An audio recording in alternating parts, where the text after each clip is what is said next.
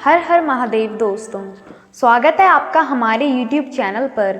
आज की वीडियो में हम सुनेंगे शिव महापुराण श्री रुद्र संहिता पंचम खंड का 37वां अध्याय शंखचूड़ युद्ध।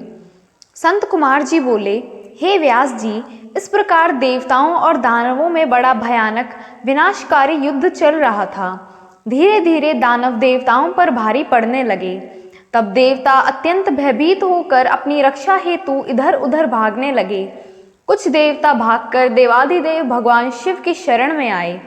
तब वे देवता बोले, प्रभु हमारी रक्षा करें, असुर सेना परास्त होने के बजाय हम पर हावी होती जा रही है। यदि शीघ्र ही कुछ नहीं किया गया तो हम अवश्य हार जाएंगे। देवताओं के ये वचन सुनकर भगवान शिव को बहुत क्रोध आया। वह उठकर खड़े हो गए और स्वयं युद्ध करने के लिए आगे बढ़े। युद्ध स्थल में पहुंचते ही उन्होंने असुरों की अक्षौहिणी सेना का नाश कर दिया। देवी भद्रकाली भी अनेक दैत्यों को मार मार कर उनका रक्त पीने लगी। इस प्रकार असुरों को युद्ध में कमजोर पड़ता देखकर देवताओं में एक नई जान आ गई। जो देवता इधर उधर अपने प्राणों की रक्षा के लिए भाग गए थे, वे भी आकर पुनः युद्ध करने लगे। उधर भद्रकाली देवी क्रोध से भरकर दैत्यों को पकड़ पकड़ कर अपने मुख में डालने लगी। स्कंद ने अपने बाणों से करोड़ों दानवों को मौत के घाट उतार दिया। यह देखकर असुर सेना भयभीत होकर अपने प्राणों की रक्षा करने हेतु इधर उधर भागने लगी। असुर सेना को इस प्रकार तितर बितर होता देखकर दानवराज शंखचूड़ क्रोधित होकर स्वयं युद्ध में कूद पड़ा। उसने अपने हाथों में धनुष बाण उठाया और भयानक बाणों की वर्षा करनी प्रारंभ कर दी। देखते ही देखते शंखचूड़ ने देवसेना के अनेकों सैनिकों का संहार कर दिया। यह देखकर स्कंद देव आगे बढ़े और शंखचूड़ को ललकारने लगे। शंखचूड़ ने क्रोधित होकर स्कंद पर पलटवार कर दिया।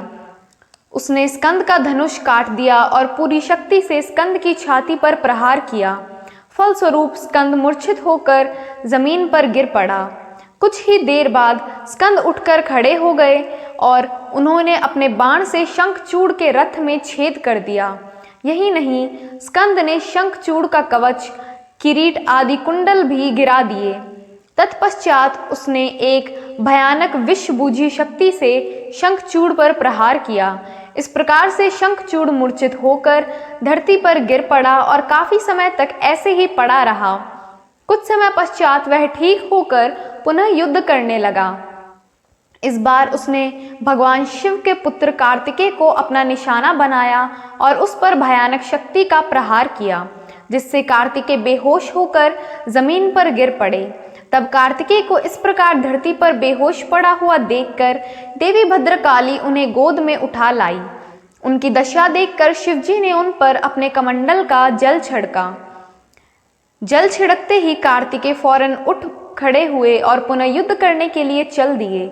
दूसरी ओर वीरभद्र और शंखचूड़ का भयानक युद्ध चल रहा था।